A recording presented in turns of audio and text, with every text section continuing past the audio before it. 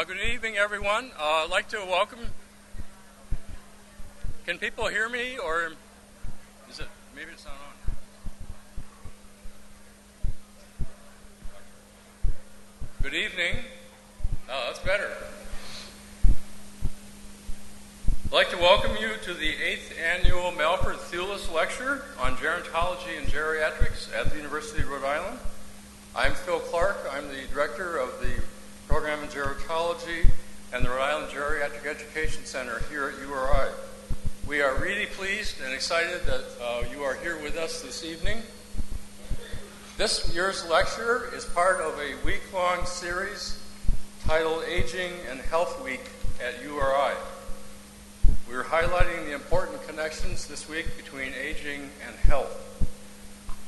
These activities are marking the beginning of a new initiative at the university called Aging and Health Cluster, which you'll be hearing more about in a few minutes. So far this week, we've had a thought-provoking panel with leaders from the state government talking about the challenges of aging and health for the state of Rhode Island. We've had a special intergenerational program at the Union with students from URI and members of the community, older adult members of the community coming together, learning and sharing with each other. Tomorrow we have the annual meeting of the Osher Lifelong Learning Institute, the OLLI program at URI, which we're excited to announce has received a $1 million endowment gift from the Bernard Osher Foundation of San Francisco to continue the OLLI Lifelong Learning program at the university.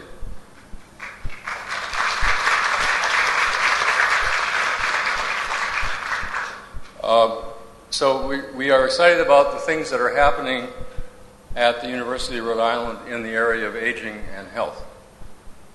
At this time, I'd like to thank the co-sponsors of this week's activities, in particular this evening's lecture, the URI Office of the Provost, the Rhode Island Geriatric Education Center, and the Program in Gerontology at URI.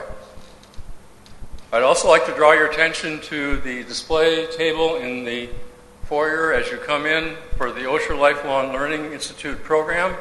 If you're interested in learning more about the OLLI, and if you're 50 years and older, please consider joining the Osher Lifelong Learning program at the university.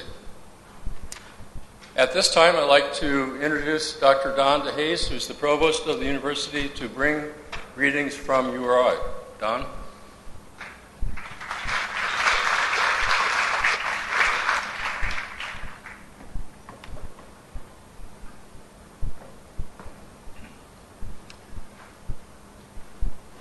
Good evening, everyone. Thank you, Phil. I appreciate it. Phil just mentioned several exciting initiatives here at the university.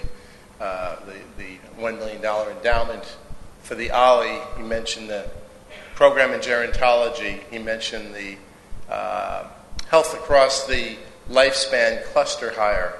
One of the person who's been central to all of those is Phil Clark, and he deserves a round of applause and a thank you from his university. Welcome, everyone, to the 2013 Thewlis Lecture on Gerontology and Geriatrics. It's a pleasure to have you on the campus, and for students, it's a pleasure to have you here as well. This is indeed an exciting time at the university as we really take a different look on how it is that we do our work and the meaning that it has off campus as well as on campus. Phil mentioned that the university, about a little over a year ago, undertook an initiative that we call cluster hires. It's sort of nice academic lingo, meaning hiring groups of faculty that have some common interests, academic interests, in themes of learning and research that are critically important in society. The University of Rhode Island has for a long time had a lot of academic strength in the area of health. But we had a traditional view of what health means. We thought of healthcare in the context of nursing or pharmacy or perhaps physical therapy. But the world has changed. It's changed in Rhode Island, it's changed in the East Coast, and it's changed throughout the country and the globe. The concept of health now has a much more important and broader meaning. and it's changing very, very rapidly and will continue to do so over the next 5 to 10 years as the implementation of the Affordable Care Act is undertaken. And maybe more importantly, who we think about receiving or benefiting from health study and health analysis and health care is changing. We are an aging society. We are an aging population. And particularly in Rhode Island, we are a population in which the senior population is growing at a much faster rate than most states in the country. That creates some challenges, perhaps, but from those of us that are committed to learning, and that's what universities are about, it creates an enormous opportunity for us to deploy the knowledge of our students and our faculty, the exploratory nature of research, to understand how we become a better world, how we learn from our wise senior friends, and how our students work across the lifespan and the generations. This is a very, very appropriate time for the university to celebrate Health and Aging Week, and a wonderful venue tonight for the Thewlis Lecture. So thank you all for being here to celebrate the growth of the University of Rhode Island as we learn more about the creative dimensions of health for seniors in other parts of the world. And also, Mr. Carpenter, we're very, very pleased to welcome you to the Ocean State and to the University of Rhode Island as well. Thank you for being here. Thank you, everyone, and enjoy the lecture.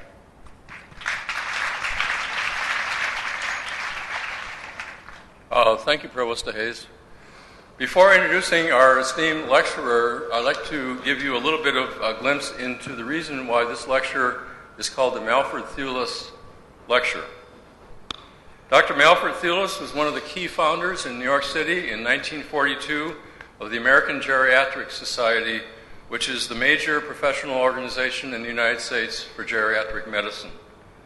He was the author of an early textbook on geriatric medicine, published first in 1919. He studied with Marie Curie in France and practiced medicine in New York City. He was also a resident of Wakefield, Rhode Island. In the 1940s, he was a special consultant to the Rhode Island Department of Health, and he was an attending physician at South County Hospital. After his death, a sheet of letterhead was found in a book in his personal library with the heading, Alfred Thewlis, M.D., New York, Paris, Wakefield. I think that puts Wakefield on the map as a major city. This year marks our 8th annual lecture, and we are pleased in the past to have hosted an esteemed group of presenters.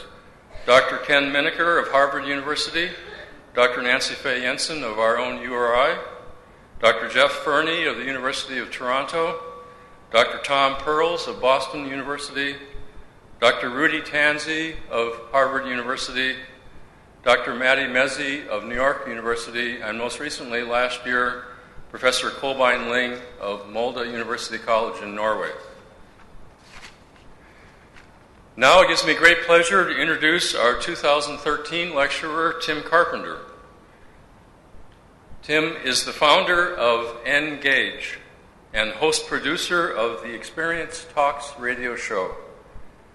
Engage is a nonprofit organization that changes aging and the way people think about aging by transforming senior apartment communities into vibrant centers of learning, wellness, and creativity.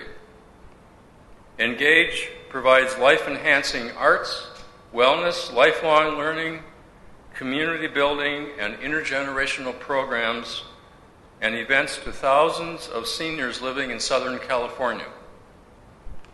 Experience Talks is a radio magazine that shines a light on the value of experience in society. The show is syndicated by the Pacifica Network up to 100 cities nationwide.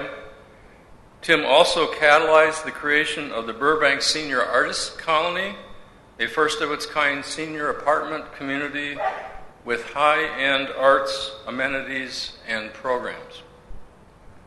Tim serves on the board of the National Center for Creative Aging, In 2008, he was elected an Ashoka Fellow for being one of the top social entrepreneurs in the world. In 2011, he received the James Irvine Foundation Leadership Award. The title of Tim Carpenter's lecture is Transforming Community, the Art of Active Aging. Please join me in welcoming Tim Carpenter. Thank you, Phil. Thank you very much. I want to thank Phil and Joanne and Don for having me here. One of the other things, I was sitting at the Hampton Inn earlier reading about Dr. Thewlis online, and one of the other things that's interesting about him is he was also a very accomplished amateur magician and was a member of the International Brotherhood of Magicians. And one of the things he did as a geriatrician, he was one of the first physicians in the country to devote his practice completely to the wealth and well-being of older adults. And he encouraged his older adults to practice sleight of hand to try and keep their hands and eyes in good shape as they got older. So sitting in the lobby of the Hampton, I was thinking, I'm going to create a program actually in Dr. Thewlis's memory around sleight of hand, and I'm going to have our 7,000 seniors in Southern California learn how to pick the pockets of politicians and corporations and wealthy people to fund what we do all over the country, and we're going to call the program fundraising. So you've heard it here first. So one of the things that I want to start out talking about is the concept of aging itself. And interestingly enough, we live in a country where we think of aging as a problem, which I find the most interesting part of how we look at this whole thing. I speak to audiences quite often about older adults and getting older in this country, and I start out often by saying, how many people in here would like to get older? And about 50% of the people on average raise their hands, and even they're looking around trying to figure out who the lemmings are, whether they're leading the charge or they should keep their hands down, which tells us two things. One, we like aging so little in this country that we like the alternative to it better. And the alternative to it is not that bad if you look at it through more mature eyes than we do in the United States of America. So we think of aging as a disease. That's the first problem. The other thing is I come from this strange faraway land called Los Angeles, California, which is probably the epicenter for creative aging in another way. We call it Botox and liposuction and plastic surgery. So we don't like to look at getting older where I come from. We want to change it and alter it to a point where it looks all drawn up and the wrinkles are all in the back of your neck instead of your forehead. The other thing is warehousing, because when I started out in senior health care, and when I first walked into one of these retirement communities, I realized that those were made to just get aging out of our eyes, away from us, so we don't have to look at it or take care of it. And what I realized was walking into one of these places was that there are these amazing human beings inside these places that no one knows about. And I also went in thinking, I wonder what these people do during their day. And I saw this calendar on the wall, and I walked over to it, and there were two things that they had to look forward to every week: Tuesday night bingo and Saturday morning donuts. And I thought, wow, I can be a genius in this industry if that's the bar that I have to leap over to make this better. Because bingo is not that exciting, and donuts isn't even an activity. It's a food, and it's not even very good for you. So I thought, wow, this is just a blank slate, a canvas that I can easily paint on. And the other thing is youth culture. You know, we live in this media-driven society where we're constantly given images of younger people being better than older people. And I don't want an uneven playing field. I just want older people to be thought of as just as cool as younger people. You know, I grew up in an Irish-oriented family, some of whom are sitting here in the audience, who obviously haven't seen me speak before, or they wouldn't have made the drive. But storytelling was important in our family, and I very early on learned that older people simply tell better stories than younger people do. The fish get bigger, the walk to the bus stop gets longer, the weather gets colder. And I realized that that was the end of the dinner table I wanted to reside at, and now I've made a living of it. The other thing in my industry, in the aging industry, that I think is embarrassing, frankly, is the fact that we tend to cater to older adults who don't really need help anyway. And the people that I serve, I serve almost 7,000 people in Southern California, and 95% of them are at poverty level and lower. And Betty Davis had it right. Aging is not for sissies, but it certainly gets harder the less money you make. The other thing is the concept of retirement is changing faster than we can get our hands on it. We started out with the idea of retirement, and it was probably created by Del Webb, is that we worked until 65, and we immediately defended the right that we would do nothing with the rest of our lives. And that worked great when we had lived until 67 or 68 years old, but now we have people living into their 90s and 100s, and that's decades of time to do nothing with. It's simply a really bad idea. So what we have really been trying to do, I want to talk about transformation, because we are in the business of trying to transform aging, and we really do it by focusing on these things known as retirement communities. And so when I first walked into one of these places and saw that there was nothing going on, I looked for models in the aging industry of how we should deliver this, and I realized there wasn't one. No one was really doing anything very well. And I started thinking about other parts of life that were similar to it, and you're sitting in it. The model that I looked at was college, because when I went to college, I knew I had no idea what I wanted to do, but I knew I had time to figure it out, and I knew that somebody was going to help me do that. And I was handed the Osher Lifelong Learning Catalog by the woman who runs it here today. And that was the moment in time that I envisioned, because our first experience of someone coming into where I work is almost always due to loss. We deal with a lot of widows who have lost their husbands or their wives. And that's a tough moment to suddenly have to remember what it's like to move into a dorm-like environment. And I thought, what if that woman came into this place and I was standing there and I handed her a college catalog? And that was the first launching off point for what we do. Because I remember that moment in college where I opened that college catalog. I knew I had no idea what I wanted to do, but the minute I opened that book, I saw 1,500 things that I could become.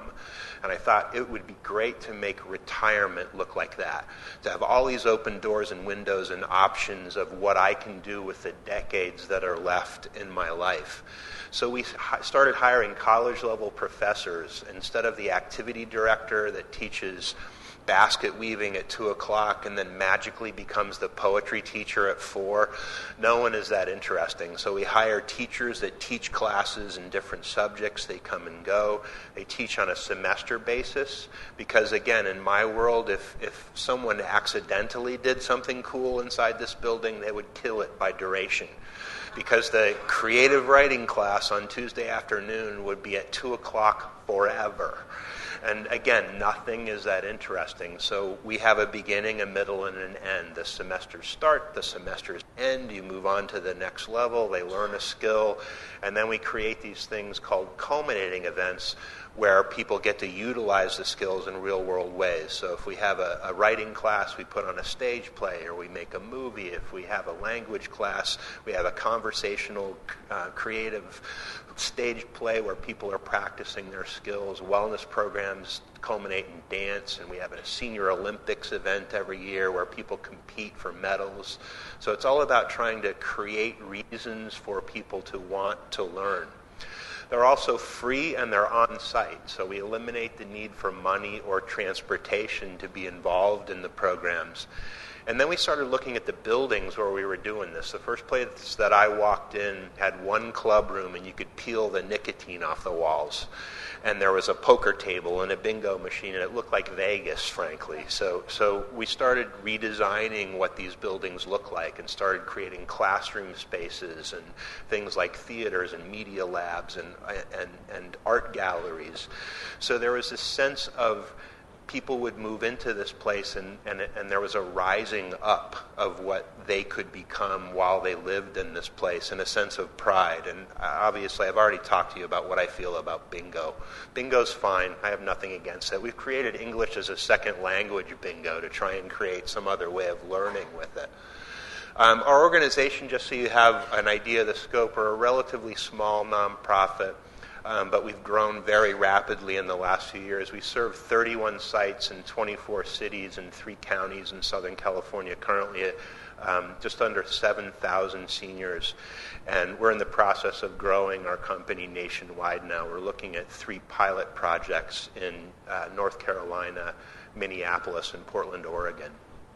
And I started the company 15 years ago, so this is my 15-year anniversary.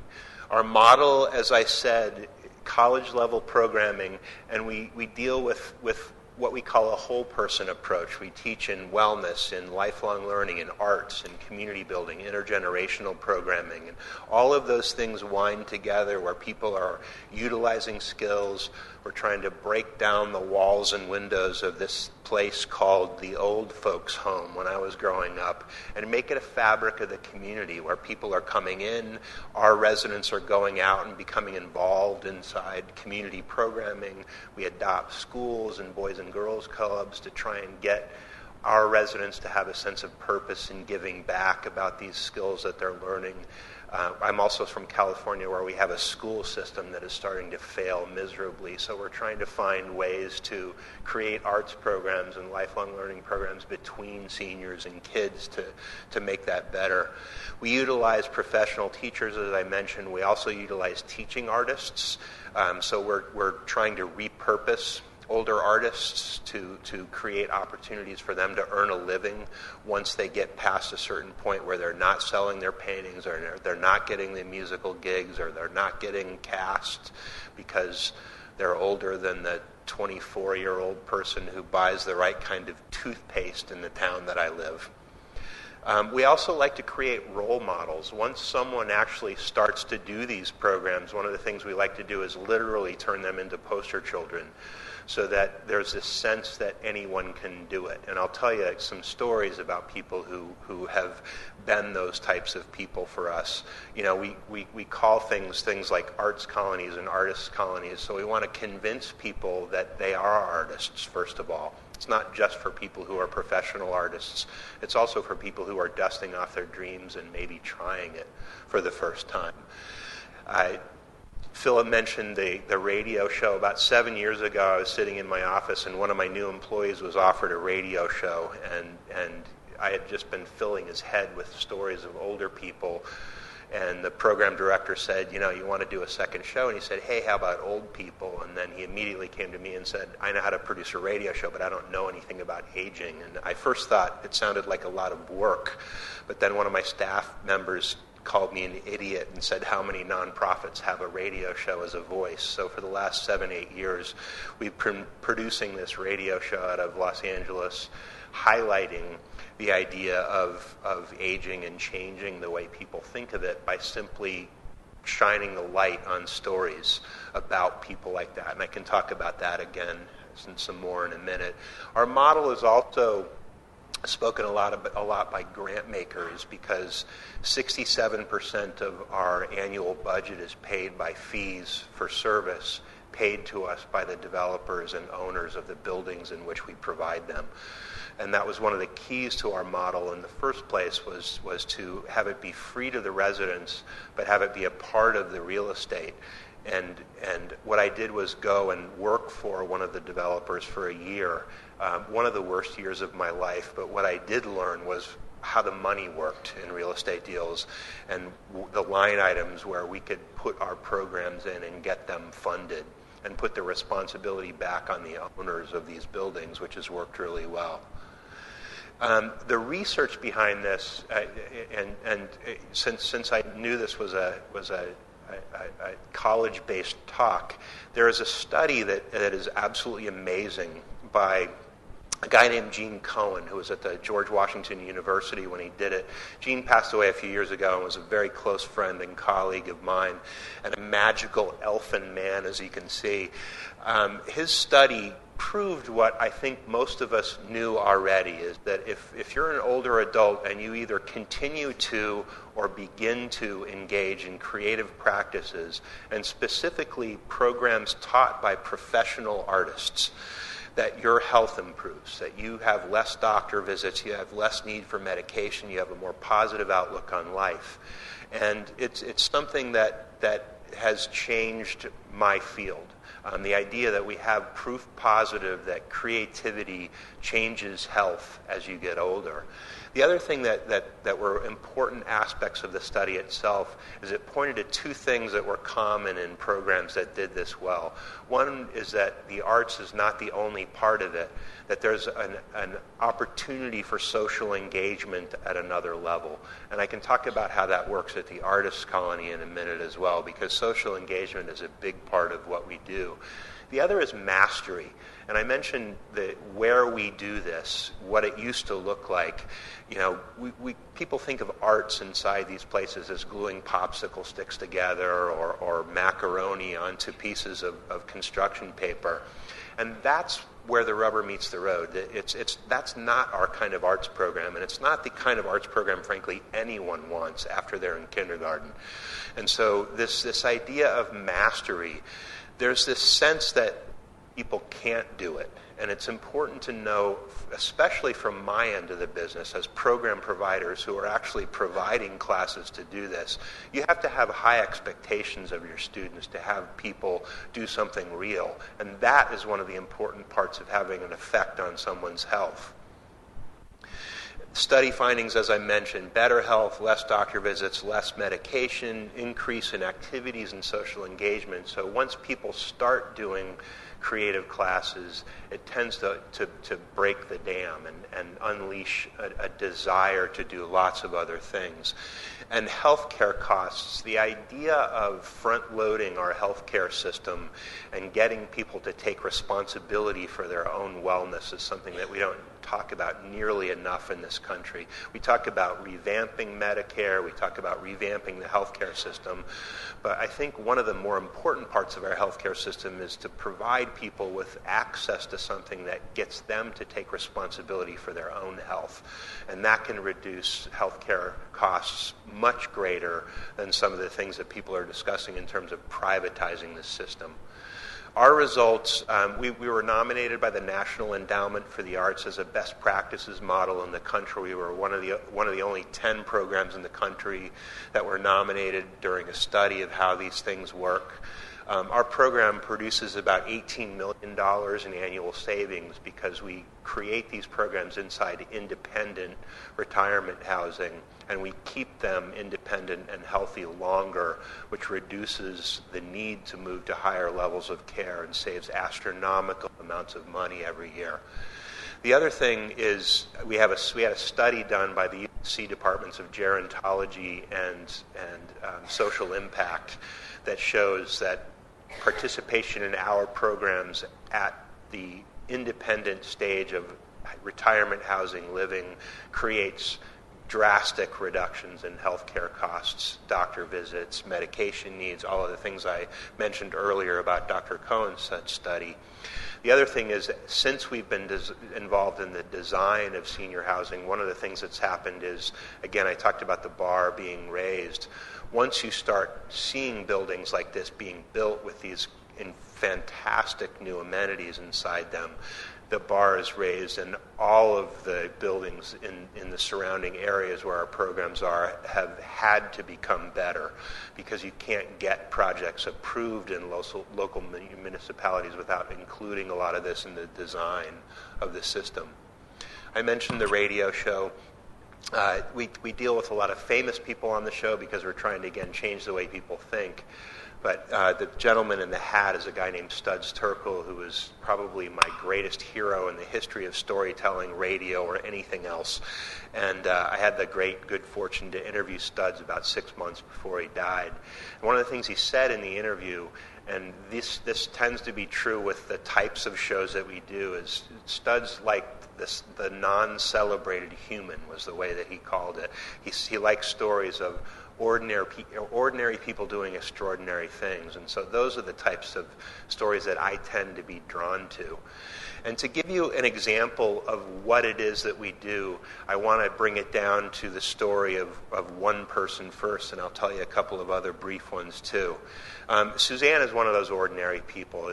Suzanne Canody was someone who, in her late 60s, read about this project in the LA Times called the Burbank Senior Artists Colony, and called me up on the phone because there was a picture of me in the paper, and I was the guy who was doing this thing, and started talking to me about her life, and said that she was this single mom, and she raised 2 kids and put them through college, and basically had never done anything for herself. And she had a traumatic accident that made her old before her time. She had chronic pain and some depression, and was having really, really, really hard time getting through this phase of her life. But she also, during this conversation, talked about how she thought she might be a writer, and she wondered if moving into this building might be the opportunity for her to explore that dream. So she moved into this place that we developed in Burbank. It's called the Burbank Senior Artist Colony. It's a 141-unit senior apartment community that has a theater and a media lab and outdoor performance areas and 2 huge art studios and an art gallery. And in addition to all of that, all of these classes and programs that people can take every day to learn how to either continue to practice art or to become an artist in later life. So Suzanne moved in, went to a writing class as her first order of business with her pad and her pencil. And the first class she went to, the assignment was to write a story that had conflict in it. And so Suzanne took that to mean write a film, which if any of you are writers in the room, is insane. It's certifiable, diagnosable mental illness to think I can be a film writer as my first entree into creative writing. So when I got her script, what I really wanted, frankly, was for it not to suck. And she hands me this 12-page script, and it says Bandita by Suzanne Canody on it. And I opened it, and I started reading it. And what I saw was this amazing, poignant, funny, and very real picture of 2 older people. And if you can't read the tagline is a pistol, a plan, and sensible shoes. And I thought the script was so good, we created a production company. I did the stupidest thing I've ever done in my life, and I became a film producer for a very brief period of time. We started this production company called A Last Gasp Productions, and started having casting calls at our buildings, and we hired this older director, and the woman who did the hair and the makeup had done it 40 years ago in the moving pictures, and it was this hilarious undertaking. And the story in the screenplay is about this older woman who rides public senior transportation to this liquor store. She's lowered down on her tennis ball wheeled walker, walkers herself into this liquor store, dons a mask from the film Scream, pulls out a pistol, and starts to rob the place. And during the course of the film, she develops a friendship with the older Armenian gentleman behind the counter to the point where he lets her get away with the crime in the end. And it was just this fantastically real story about what it's like to be older and how we see older age. And so we make this movie, and Suzanne enters it herself into a film festival in Los Angeles called the Valley Film Festival. So the first time she saw her little film, she was in an audience of 350 people where she won into competition. This, again, 68-year-old woman who's never done anything with her life, never written a word in her life, stood on stage and got a standing ovation while she's weeping on stage watching her film for the very first time. And the woman with the walker and the Scream mask is Bandita. She was the one we cast from the Burbank Senior Artist Colony to play the starring role. Another one of my heroes in radio is a guy named Ira Glass, and if you guys are familiar with the radio show This American Life, Ira's kind of a rock star, and I was in the radio business, and so I had access to him, and we got in touch with Ira and said, we got this wild, weird story about this little woman, and that's exactly, as you know if you've listened to the show, what Ira's into is unearthing these stories that no one else could possibly find. So we wanted it to be on the radio show, but Ira liked the idea so much. They were starting to film the first on-air season of the Showtime television series. And so The Making of Bandita by Little Suzanne Canody was the first episode that they filmed for Ira's now new national television show, and came out and spent 3 weeks with her watching her film made, and produced an 18-minute segment that's probably the most beautiful thing I've ever seen in my life on the aging process, and has also created this new celebrity named Suzanne Canody, who is stopped in the grocery store in Burbank every 15 minutes and people saying, okay, I got to know, did your film make it into the Sundance Film Festival? So again, woman who's never done anything for herself, who becomes kind of a rock star in her little world. And her health was transformed. She has learned to paint. She tutors and mentors at-risk teens. She is back bigger than ever. So this idea of those statistics, and if you do this, it'll lower that. This is the story of a real human being who was in pain and suffering and decided to dust off her dreams and try, and has made this transformation into this wholly new human being. And the moral to the story for me is not just that I want to look up to somebody like Suzanne Canody. I want to be her. I want to be that when I get older, and that's what we're trying to do. We're trying to create this sense of what's possible as you get older. The concept of the Arts Colony is now taken off. We just opened 2 new ones in Southern California, one the Noho Senior Arts Colony, one the Long Beach Senior Arts Colony. The Noho project is really interesting because it's got an open to the public 80-seat state-of-the-art live theater in the lobby with a marquee and a box office, and we're permanently housing a theater company inside of it, where Thursday through Sunday they put on professional productions in our building downstairs, and the rest of the time they provide programming to the residents that live there to produce new play works, to have reading series. We do films. They're going to be doing intergenerational programming with school children in the area. So again, we're always trying to bend these places look like and what they can be. I want to tell briefly the story of another guy. This is the reverse story. Clarence Johnston is extraordinary and has been used to being extraordinary for a very long time. Clarence toured the world with people like Miles Davis and Charlie Parker and Dinah Washington. He's one of the most lauded jazz drummers of all time. And I met him several years ago. These are sketches of Spain. If you're a Miles Davis fan, he drummed on that album, and it's literally one of the greatest jazz records of all time. And I met Clarence when he was in his early 80s, and he could not get arrested for gigs in Los Angeles. Here's this guy who I met him, and I had worn out records that he had played on. And when you're in your 80s in the town that I'm from, it's tough to get gigs. And so he came to me and said, I got to find another way to make a living. I've got to keep making a living, and I'm carrying drums around, and no one will hire me. So we did this thing where we repositioned Clarence, and CJ became what's called a drum circle facilitator. We went out and got a grant. And there are 2 things that I loved about Clarence. 1, he's this fantastic drummer, and 2, he's one of the greatest storytellers I've ever met in my life. And so I thought, here's this guy who can spin a tale, and he's got rhythm. And we were starting to do drum circles all over the place. So we got a grant. We created a partnership with Remo Drums, which is one of the largest producers of djembes and drum circle drums in the world. And The gentleman in the picture with the ponytail is a guy named John Fitzgerald, who's the director of education for Emo Drums. I called John up and I said, I've got this crazy idea, we've got this grant, but we need to get some drums and we need to teach this guy, and how do you become a drum circle facilitator? So John said, that's easy, it's just going to, it's going to cost a little money. Who is this guy? And so I said, it's this guy Clarence Johnson. It turns out that CJ was John's first drum instructor when he was 8 years old. He's also taught almost every professional drummer that's come out of Los Angeles in the last 3 decades.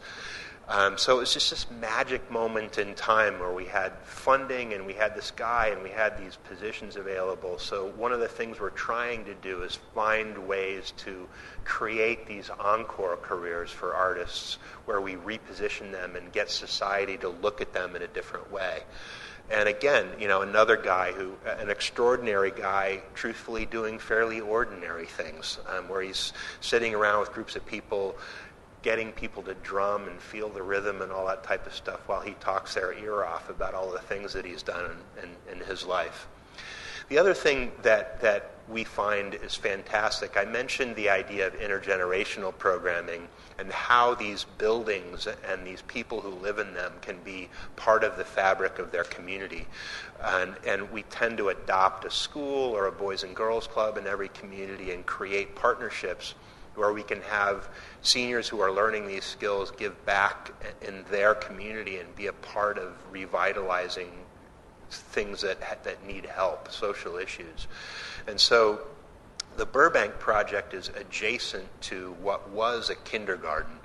And when we first started doing it, I went over to the kindergarten and said, we want to do this intergenerational program, and we had reading programs and these sweet little grandparent type people reading books to little children, and it was all beautiful and made great photo opportunities.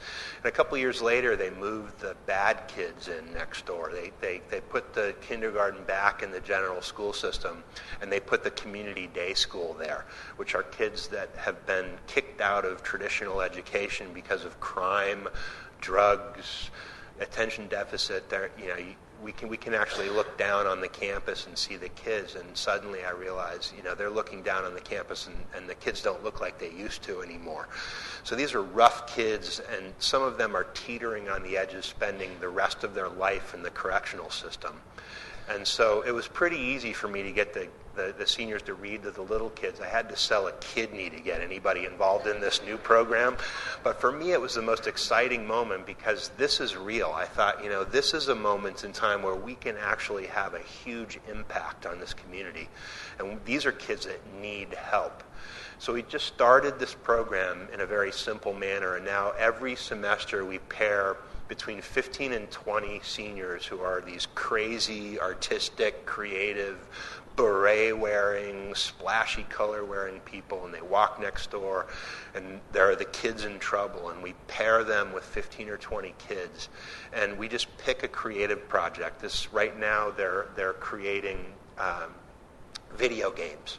So each pair is creating their own video game. Last semester we produced a graphic novel where we brought in a cartoon designer and a story editor, got them together and started creating basically their story of heroes and pulled together in a graphic novel that we're now selling in the community. The time before that, they created claymation films. We created 14 two-minute claymation films that were hilarious. You could see the hands coming in and moving the arms, and the terrible voiceover of "oh no" in the background. But the thing that we've learned about this is that what you really need is just time and opportunity to have these people get together and have something real happen. And in the 6 years that we've been doing this with this school, our graduation rate is 97%. So we have taken these kids who could end up in jail and put them back in school. And the principal has gone before the school board and basically said the one reason that has happened is because every single one of these kids, it's almost the first time they've ever experienced the idea of someone in their community or their neighborhood loving them for no other reason that they simply do. They just care about them. They're not getting paid. They're not related to them. They're not a teacher or a principal or a parole officer. They're just someone next door who cares what happens to them. And they have an idea about how to get from point A to point B, and they help the kid with that. And so the idea of how this might be something that could forever change our neighborhoods is really exciting to us. This is Walter and Angel. Walter is the older gentleman, and Angel is the younger man. Angel came to us at a very difficult time in his life. Walter was a sign painter and graphic designer as a career, but had never been a fine artist, and he took up painting at the age of 82 and has become one of the most prolific oil painters that we have. Angel is a tagger. Angel likes art, but he likes to do it illegally. He likes to spray paint bad words on fences and cars and schools, and has gotten in a lot of trouble for it. And so Walter took Angel under his wing and made him a real artist. And it was fantastic watching the two of them work together. We did a mural painting project and a mask making project. And Walter taught Angel how to be an artist, and Angel taught Walter how to be an urban artist. So we actually had this program where Walter had Angel involved in an art show, and Angel had Walter involved in a public graffiti exhibition with probably 42 gang members in the area. And Walter went out with a headband, and it was so great to, Walter's this lovely little old guy from New Hampshire who's never said a bad thing about anybody, and to watch him interacting with these kids that could be seriously troubled gang members was one of the most amazing things I've ever seen. Bought him his first art kit, just an amazing thing.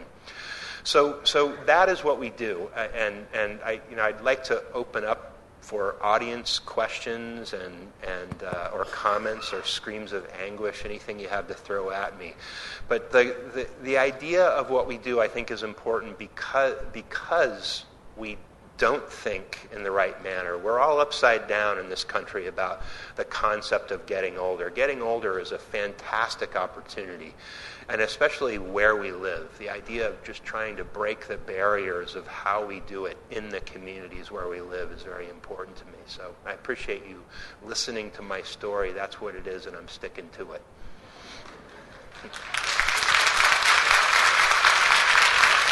Thank you. Anybody have a question or comments, or don't all rush at once? Yes. We have a microphone too, so everyone can hear you. Joanne's going to jog around.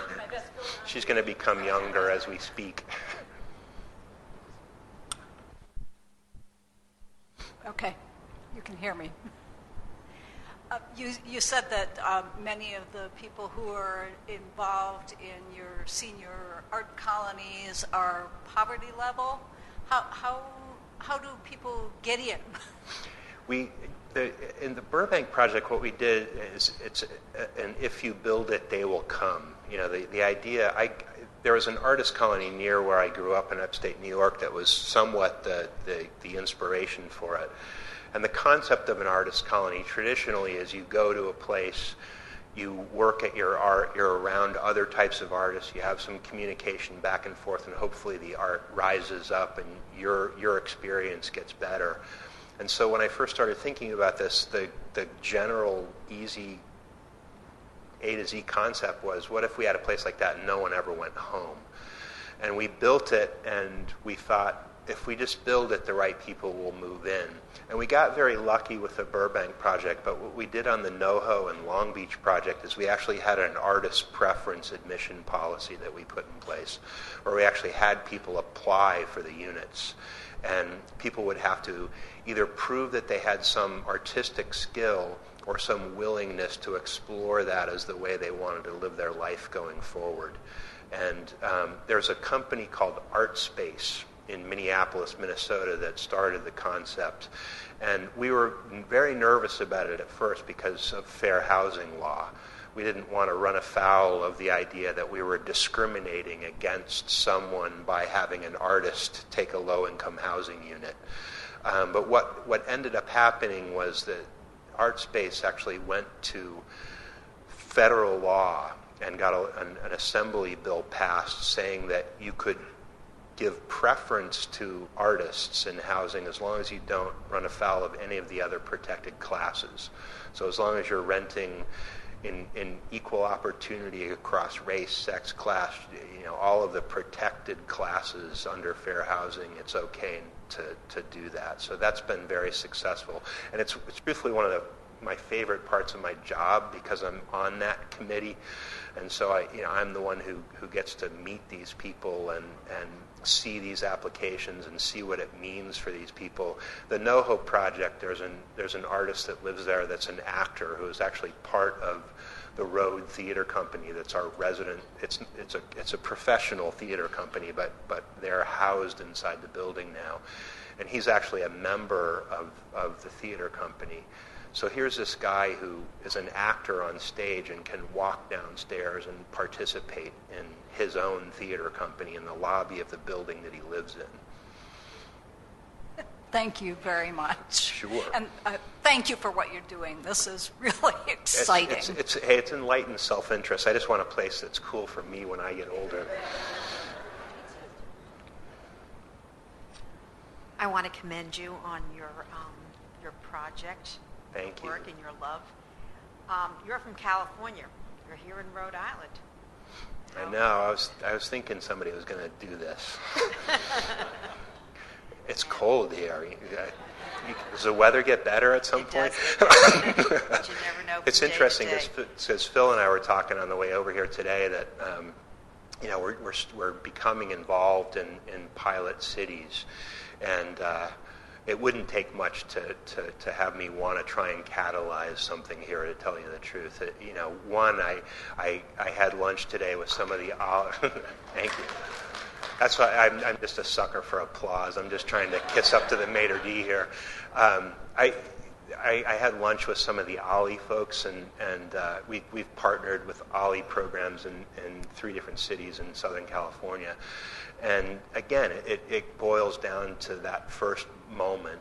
I was handed that catalog today, and I was just joking with somebody. We were talking about Hemingway earlier, and I was capping on Hemingway as he was an overrated writer. And then I opened the catalog and realized that OLLI's teaching a program on Hemingway right now. So you can count on me. It's not going to take me very long to end up with my foot in my mouth almost everywhere I go. Our interest is to try and find ways to catalyze these types of projects. And the way we're working in the pilot cities right now is we're trying to find local nonprofits and local developers. And frankly, we're working with universities in all 3 of the cities now. We're working with the University of North Carolina and Duke in Chapel Hill. We're working with the University of Minnesota in Minneapolis, and we're working with Portland State University in Portland. So I think that coming together of the nonprofit community, the learning community, the development community, and the arts community is a perfect storm. And I think that obviously you already have all of that here, so I think it would work really well here. Thank you. It's just really cold. You can get used to it.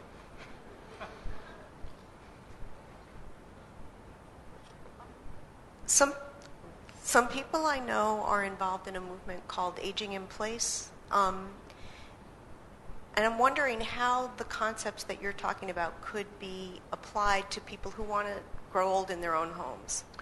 It's an interesting question. I like the concept of aging in place as long as there's some type of infrastructure in place for socialization.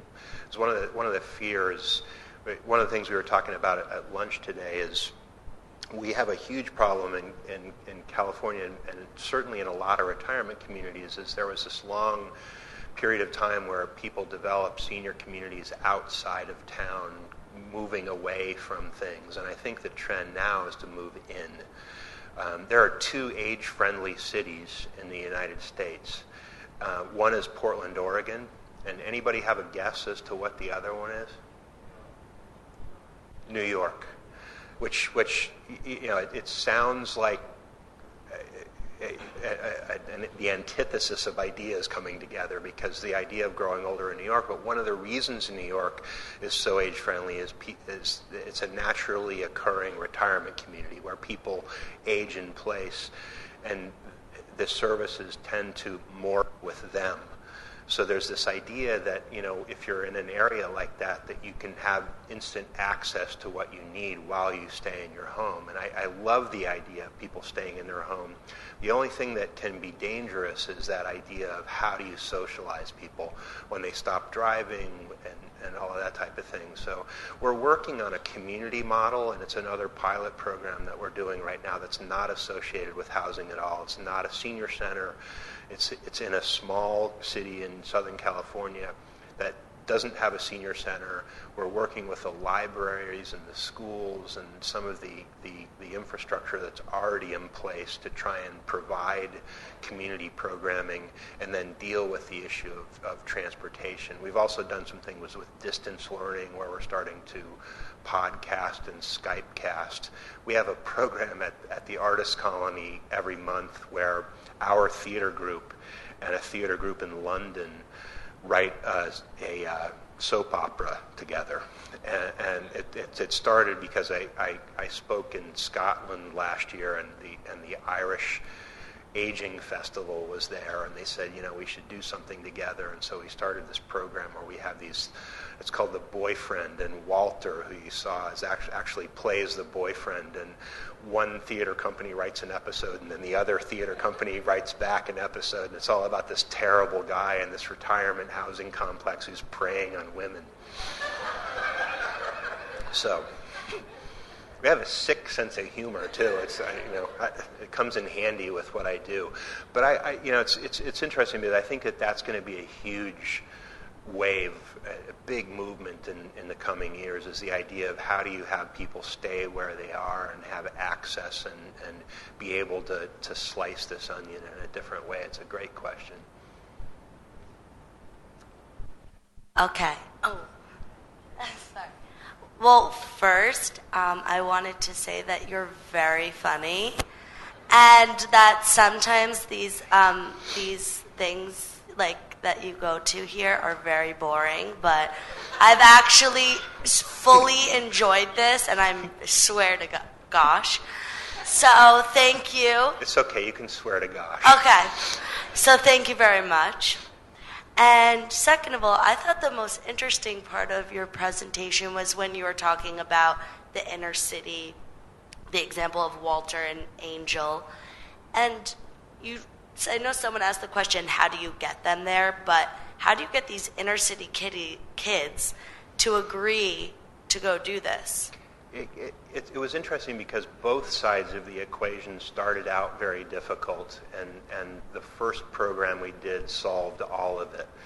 And I think partly because the two environments were made for each other, because the kids that are in this school are not bad kids. They're kids that are kind of off track for a little while, and frankly, I think the biggest reason is because the traditional educational system does not appeal to them. I think some of it is about learning styles. And so we live in an era, especially in California. Here's another pop quiz. What state in the country is dead last in per capita spending on arts in their schools? California. And I used to joke about it because we were 50th, but now we're actually behind Puerto Rico and Guam too. So I live in a place where we produce the most art in the world, and we teach our kids less than any other state in the union about it. And so I think that there is this perfect storm of social need and a population of people who are aching and hungry to give back to society and solve it. And so when we first started putting those two groups of people together, what we saw is there was a hunger on one side and a need to provide on the other. And so it was just this perfect opportunity. Here's these older adults who are the newly minted, they're the born again Christians of art. And so they're looking for a population to teach what they've just learned. And here are these kids who don't have creativity in their schools. You know, I walk around talking to student groups, and I had an argument with the head of LAUSD, who my daughter is a student of, so I have every right to be angry, and talking about how are we going to have medical discoveries. You know, it's not just we're depriving our kids of art, we're depriving our kids of how to think outside a box. And if all you do is teach kids how to think inside the box, all they're going to do is think inside the box. So I think that it sounds hard when you first do it. And frankly, one of the ways I solved it was I went to the school, and I'm a basketball player, and I got the boys involved by playing basketball with them.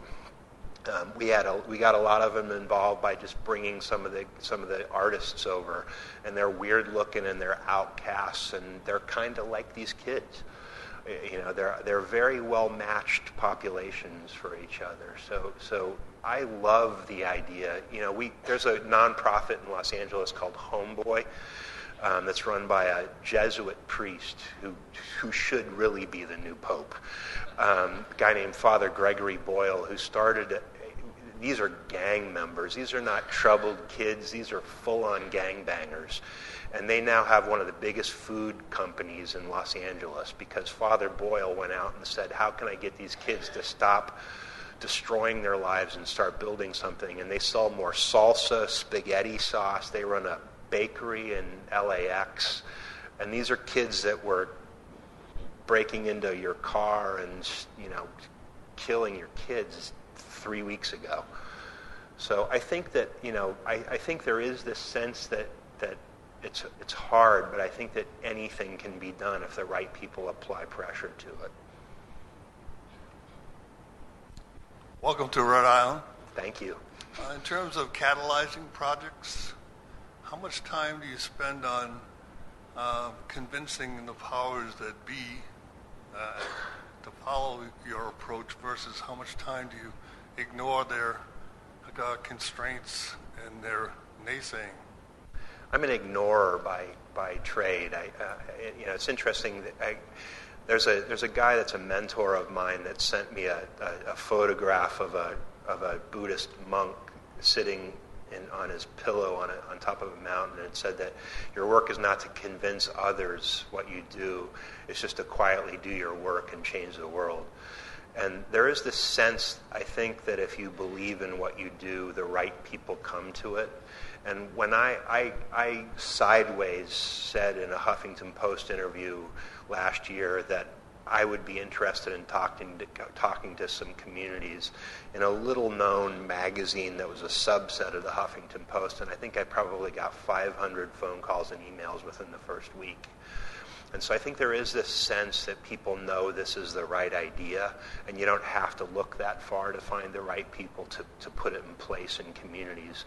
You know, the fact that this room is excited about it, you know, one of the things I love about my work is there is that feeling. You know, one of the people at lunch today asked, what are the places you go where people really glom onto and get excited about this idea? And my answer is everywhere. Because I think there is this sense that it's the right thing to do at the right time. I have two questions. You know, I hear that you're setting up places and have set up places in a lot of sort of demographic hotspots, places that have a lot of already educated and highly creative people. But I'm not hearing of places being put in, you know, Mississippi, Detroit, where the working poor, your auto workers, your factory workers are, and you're not going to have a big base of people who have been creative as their professions. What are your thoughts on moving into different types of neighborhoods? I think in terms of our work, what we're really trying to do is catalyze ways to have people think differently about what their communities could be. One of the advantages of the radio show is I tend to interview people who are doing a lot of different type of work within this space. And Detroit actually is an interesting example because I interviewed a guy this past year who won what's called the Purpose Prize, which is given out by an organization called Encore.org out of the Bay Area. And the Purpose Prize is basically like the Nobel Peace Prize for people over 60 who have changed their job to do work that has purpose and do something that matters. And I interviewed a guy last year who started a place called Tech Town in Detroit, and basically went around to all of the manufacturing plants and found ways to do startup nonprofit organizations for social change. And one of them was an energy company. Obama has actually funded a program that retooled an old automotive factory to create solar energy panels. So it's this sense of trying to find the glue and the music that makes a community sing, and then applying the idea in general to how do you reshape the retirement community to match what that is. So the idea is there are people who like to live in Detroit. There are people who like to live in Birmingham, Mississippi. They're the ones who know that town. And I don't want to go in and change what that town is about. The same thing with Island. I learned about mac and cheese and lobster. I learned that lobster actually is spelled with an H today. So there's this sense that, and that to me is the exciting part of what we do, is because we're not going in trying to change communities. We're trying to identify the great parts of that community and hold a mirror up and say, this is how the retirement community could play a part in that. And my initial interest in where we're going might have something to do with my own interests, because I like things like art and culture and education. And this seems to be one of those types of towns too. And the early responders are responding to articles in the New York Times and things in the Huffington Post about this arts building. So I think that it appeals to cultural communities. But I think that the idea of reshaping retirement housing to be a firmer fabric of the community could fit anywhere, and you just change the flavor. The idea of wellness or learning, or truthfully, where I first got the idea about the Burbank Senior Artist Colony, I went to a talk being given by Bill Thomas, who started something called the Eden Alternative and the Greenhouse Project, about changing retirement communities in assisted living and nursing homes. And he was talking about this thing that I had never heard of before called intentional communities, and they were building something in northern San Diego County, which was a rural, agricultural, blue-collar town. And Bill's idea was, let's find out the type of people who live here and build a community around what they might like to do. So he was designing a community around who might live there. And so they built raised gardening beds, and they had a shop in the back where people could tinker on cars and washing machines. And it was the first time somebody had really said, you can create a community if you just know who might live there. So it's this idea of and that was very appealing to me, because I was in this place in my career where I was trying to figure that out. And I was sitting in that meeting thinking, my office is in Burbank, who lives there? Yeah. And that was I actually wrote down Senior Artist Colony on my pad and went home to my wife and said, I've got this great idea, and got the eye roll from her, but she glommed onto it pretty quickly after that. Thank you. Sure. My second question is how do your communities deal with people as they become demented? Early, middle, and later stages of that. Yeah, I mentioned we work in independent senior housing. Some people do bring in services. We have third-party companies that provide activities of daily living and home visits and things like that. But truthfully, once people get to a certain point, they should not be living in independent housing. And what we try and do, each of our buildings has a community programs manager, and that person develops relationships in the community with higher levels of care. So we want to always know each one of our people goes to school on what's going on in that neck of the woods, so we know the good assisted living places. We know the ones that accept Medi-Cal, Medicaid here. Again, California had to change the name of it. We can't even be Medicaid. It's got to be Medi-Cal. But a lot of it is just it is a kind of a social work type part of our program, where we're always trying to be a conduit to services that already exist. And we do that with everything we do because we also don't want to go in and reinvent the wheel. If somebody's already has a great food program, we don't want to invent one. We also very early on realized that we're serving a very low-income population, so we've developed enormous food programs and gardening programs around nutrition and making sure that people don't have to make decisions between eating and medication at the end of every month. Dovetail onto that, and the question that the woman had asked earlier was the funding. Their poverty, folks, living in poverty, but if they have this wonderful opportunity to reside in these communities, is that funded through Medicaid, or do they pay for it? Or? Our program, we get paid a fee as a nonprofit by the developers who own the building, and then we go out and raise the rest through fairly traditional fundraising. But our programs are free on site. The people who live there go to them for free. They pay nothing. So everything we do is around getting them all of the different components of what they need to live a healthier life. And the other thing we do, I mentioned this idea that you have to raise the bar. The idea of how to deal with seniors, again, in my business, in this aging industry that we've created, we toss around words like respect and dignity. And I think half the people who work in the business have no idea what those words mean because we've created this provide for.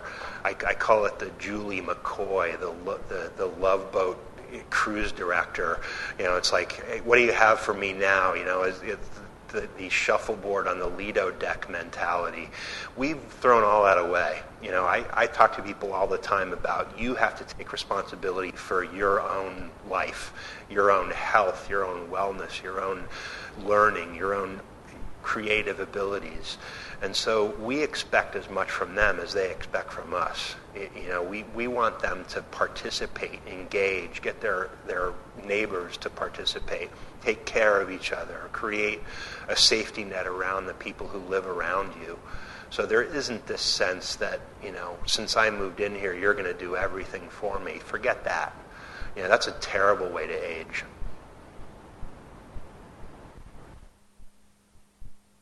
Yes. The question is, where is the resistance coming from in society at large? I think it's less the idea of resistance and more the idea that I'm not sure enough people know about this yet. We get very little resistance to what we do. I speak a lot in front of city councils and planning commissions and government entities around subsidies and housing tax credits and all kinds of things. I work with developers, and we tend to be their story. There is this sense that somehow some larger thing should change. It's like the healthcare system debate. The idea that some magic bullet is going to come and fix the healthcare system, that would be great if that happened, but I wouldn't count on it. So the idea that change happens among the people, I was elected an Ashoka fellow, and one of the principles of Ashoka is the idea that people are the instigator, that you shouldn't really count on government to do anything. And I don't mean that in a cynical, sarcastic, I don't like the United States of America kind of way. I think that from my experience, things happen locally, and things catch fire locally. And that's where change tends to happen fastest and most completely. So, like the question at lunch earlier today, the idea of where do you go when people are receptive? Truthfully, everywhere. I think people are waiting for this type of thing, and that's how we're usually greeted by everyone, by developers who, a developer is a dirty word in a lot of places. But the thing is developers see the beauty of this idea because it's taking what they do best and putting it into a whole new light.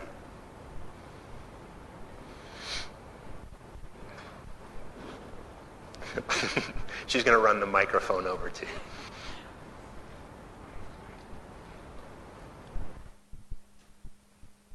Well, thank you very much. It was very interesting. The first time I was exposed to alternative ways of living as you get older was in the AARP when they talked about intergenerational living in one home. But what you just said was that a lot of people, they're like waiting for this. They're excited.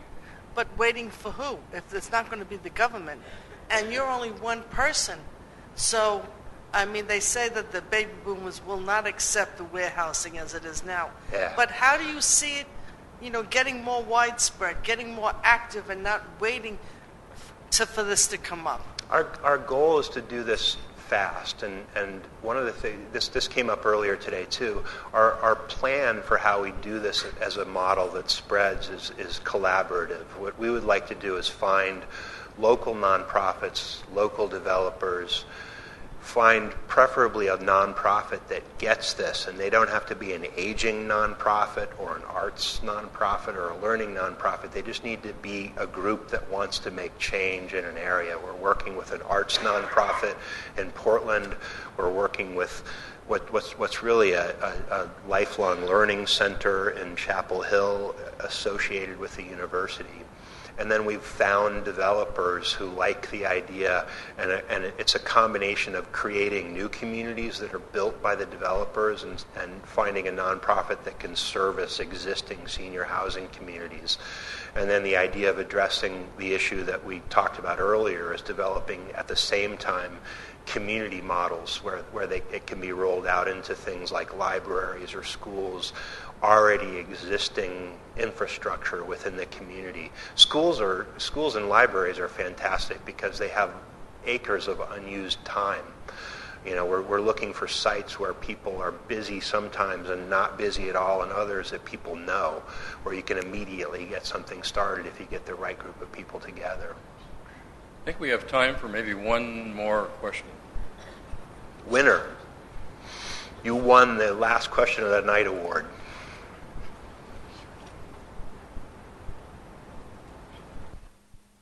Hi, I wondered if you had any gay and lesbian groups. We do. We serve the first gay lesbian elder housing project in Hollywood, California. And it's one of my favorite places, actually. I've taught writing classes there, and we've done some live radio shows and storytelling events. Amazing group of people, because it's like working with the first civil rights leaders. These are the people who were really involved in the first gay rights and have seen a lot. And it's also an interesting population.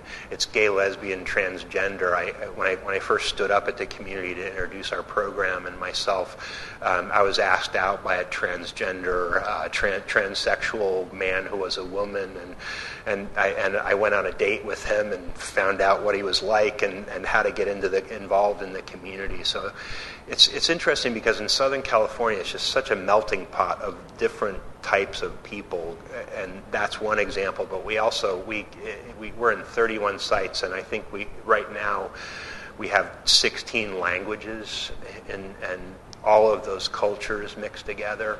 So it's a constant learning situation about how people live and how people learn to live together, especially at an older age when acceptance might not be your greatest skill. So that part of it has been really fun and interesting for me. I want to mention that the film Bandita will be shown tomorrow at 10 a.m. in the Galante Lounge, third floor of the library, and we're pleased that Tim will be able to come and be part of the discussion of that film. So if you have time tomorrow, 10 a.m., Galante Lounge in the URI Library, we would welcome. It would be great if all of you could come back for that movie. I want to thank Tim so much for being here, for being our 2013 Thewlis lecturer. So thank you. Thank you very much. I hope we can harness some of the energy and enthusiasm that I sense is in the room tonight to follow up on this, because I think there's a lot of what Tim has suggested to us that can be done right here with the OLLI program, with URI, with the university, and in Rhode Island. So again, thank you, Tim. Absolutely. And congratulations to OLLI. Getting that $1 million endowment is a major, big deal, and how rapidly this program has grown in just 4 short years. It's an amazing accomplishment. So thank you for that. You guys are great.